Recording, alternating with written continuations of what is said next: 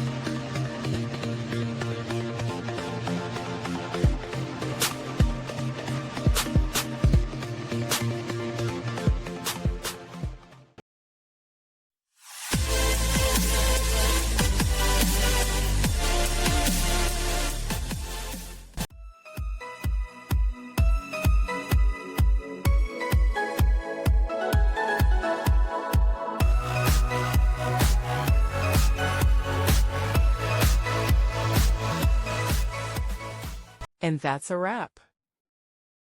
I hope you found the answer you were looking for. If you did, take a second to hit that subscribe button. It really helps out. And let me know in the comments which solution worked best for you. See you next time in the debug zone.